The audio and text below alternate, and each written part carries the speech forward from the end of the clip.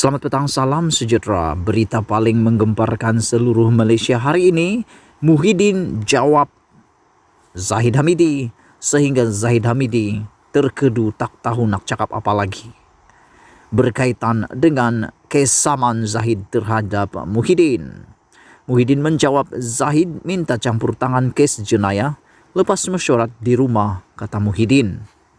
Berita selanjutnya, Tan Sri Muhyiddin Yassin mendakwa Datuk Seri Dr. Ahmad Zahid Hamidi telah menunjukkan sejumlah fail yang banyak berkaitan kes jenayahnya dan meminta bantuan beliau untuk campur tangan dalam prosiding mahkamah. Menerusi dokumen yang difailkan di Mahkamah Tinggi di Kuala Lumpur pada 26 April lepas, Muhyiddin 74 tahun mendakwa Ahmad Zahid 69 tahun telah membuat permintaan tersebut selepas menghadiri mesyuarat di kediaman bekas Perdana Menteri itu.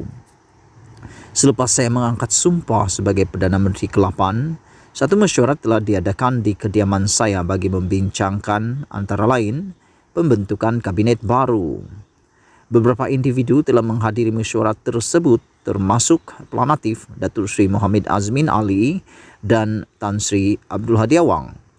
Selepas mesyuarat berakhir, Pelanatif meminta untuk bercakap dengan saya secara pribadi dan saya telah meminta Azmin untuk turut serta. Ketika perbincangan, beliau telah menunjukkan sejumlah besar fail yang dibawa ke mesyuarat itu. Apabila saya tanya kenapa dia bawa fail itu, dia kata fail itu ada kaitan dengan kes jenayah terhadapnya yang didakwa mempunyai motif politik. Dia kata dia tak bersalah dan minta bantuan saya, katanya. Beliau berkata demikian menerusi afidavit jawapan terhadap permohonan injuksi yang difailkan oleh Ahmad Zahid dalam saman fitnah berhubung dakwaan bahawa bekas timbalan Perdana Menteri itu telah meminta bantuan Muhyiddin untuk menyelesaikan atau menangguhkan kes mahkamahnya. Muhyiddin juga mendakwa apabila mendengar permintaan itu, beliau telah memaklumkan Pelanatif bahawa beliau tidak boleh dan tidak akan campur tangan dalam prosiding mahkamah serta menasihati Ahmad Zahid untuk membela dirinya jika beliau benar-benar tidak bersalah. Menurut Muhyiddin, beliau dimaklumkan oleh Abdul Hadi bahawa sebelum mesyuarat itu, Pelanatif telah bertemu dengan Abdul Hadi dan turut menunjukkan dokumen terbabit selain menyatakan bahawa dia tidak bersalah. Bagaimanapun, Abdul Hadi memberitahu Pelanatif bahawa tujuan mesyuarat itu diadakan di kediaman Muhyiddin ialah untuk membincangkan hal ehwal kerajaan, katanya. Muhyiddin berkata tiada sebab untuk Ahmad Zahid menunjukkan fail terbabit kepadanya dan membuat permintaan itu, melainkan ia bertujuan meminta bantuan beliau untuk campur tangan dalam prosiding kes jenayah terhadap Pelanatif. Muhyiddin turut menafikan bahawa kenyataan yang dibuatnya semasa kempen pilihan raya negeri Johor ke-15 di Mersing, iaitu di Perkarangan Pusat Pembelajaran Sentuhan Kasih Felda Tenggaroh 3 pada 16 Februari lepas, adalah palsu atau berbau fitnah atau mempunyai niat jahat. Peguam Sahrul Fazli Kamarul Zaman yang mewakili Ahmad Zahid ketika dihubungi bernama mengesahkan bahawa permohonan inter partes untuk mendapatkan perintah injuksi oleh penakguamnya dalam kes saman fitnah terhadap Muhyiddin akan didengar pada 25 Mei ini di hadapan Hakim Mahkamah Tinggi Rozana Ali Yusof melalui prosiding dalam talian.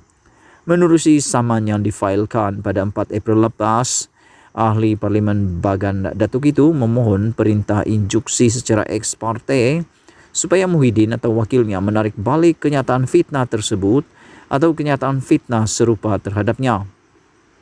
Pelanatif juga memohon perintah injuksi sementara untuk menghalang defendant, pegawai dan pembantunya serta ejen dan wakilnya daripada mengeluarkan, menerbitkan, mengedarkan atau menyebarkan kenyataan fitnah berkenaan atau kenyataan fitnah serupa di mana-mana wadah media sosial termasuk Facebook, Instagram, Twitter dan WhatsApp. Turut diminta adalah perintah injuksi sementara bagi mengarahkan defendant memadam, menyunting dan menghentikan penerbitan sebahagian rakaman video majlis itu yang mengandungi kenyataan memfitnah di dalam portal-portal berita dalam talian dan sosial media. Antaranya di Facebook profil Perikatan Nasional, YouTube Astro Awani dan Kini TV.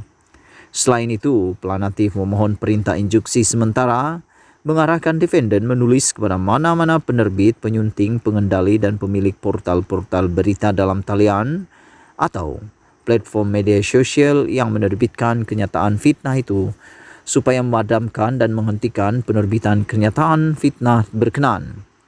Ahmad Zahid mendakwa kenyataan fitnah itu antara lain membawa maksud beliau menggunakan jalan pintas untuk menyelesaikan dan menangguhkan perbicaraan kes jenayah yang masih berjalan, meminta pertolongan Muhyiddin untuk mencampuri urusan perbicaraan kes terbabit, mencampuri sistem kehakiman, mengarahkan pembubaran Dewan dengan Negeri Johor dan bukan pemimpin yang patut dihormati, diteladani serta disegani.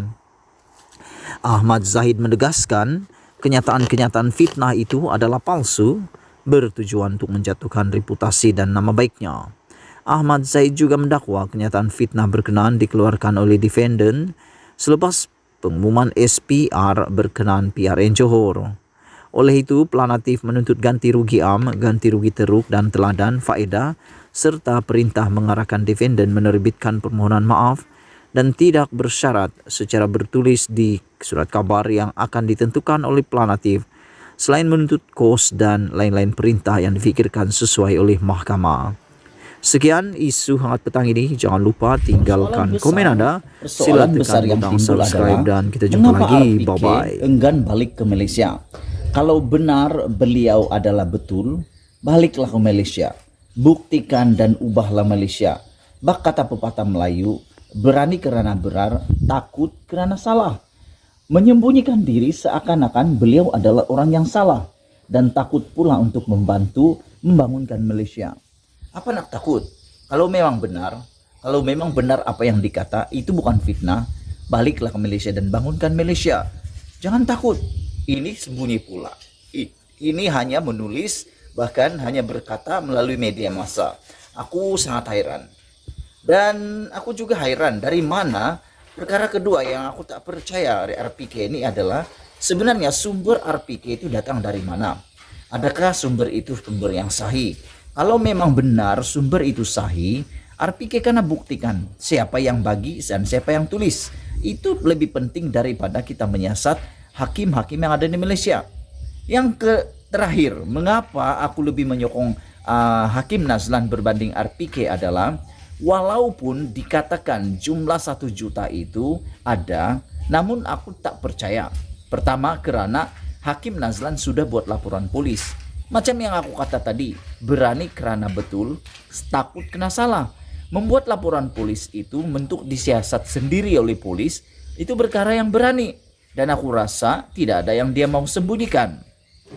Kalau benar dia salah, dia pasti menyembunyikan. Tapi oleh kerana dia tak takut untuk membuat laporan, ini menunjukkan tidak ada yang perlu disembunyikan.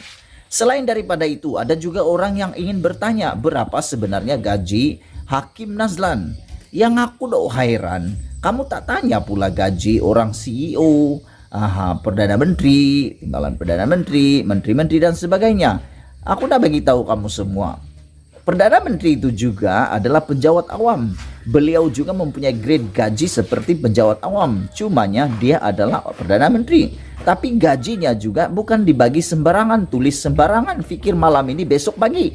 Tidak, dia pun ada sifir gajinya sendiri. Begitu juga dengan hakim. Meskipun dia adalah hakim, namun gajinya juga mempunyai sifirnya sendiri. Walaupun gajinya dibayar 20.000 sebulan kah, 30.000 sebulan kah, itu tak menjadi masalah bagi aku karena itu kelayakannya dan itu adalah kerjanya. Yang mengherankan kalau gajinya sekian tetapi pendapatannya di luar lebih daripada gajinya. Mempunyai berbanglo-banglo dan berbilion-bilion duit. Itu menghairankan. Setakat 1 juta tuh tak hairan sangatlah. 1 juta boleh dipinjam, mereka layak. Bagi seorang hakim, dia boleh layak meminjam pinjaman 1 juta ringgit, 10 juta pun layak. Tapi kalau 1 bilion itu yang hairan, 2 bilion itu yang hairan. So, aku nak kongsi dengan kamu semua petang nih. Berapa gaji sebenarnya seorang hakim di Mahkamah Tinggi? Ini adalah dapatan aku daripada sebuah laman web, yaitu Cakna kah Cipta, aku tak ingat lagi lah. Kamu tonton sendiri dan berikan komen Anda. Kita jumpa lagi. Malaysia kita punya, kita jaga sama-sama. Jom tonton berapa sebenarnya kekayaan hakim.